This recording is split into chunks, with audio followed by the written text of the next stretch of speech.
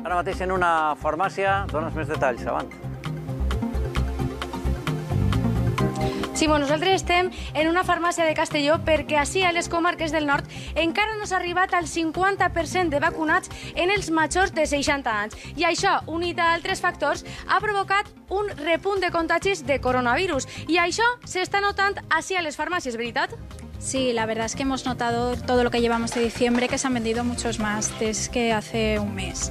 También es verdad que ahora hay muchas más reuniones de gente, más cenas y al empezar el frío pues la gente también piensa que cualquier resfriado podría ser COVID.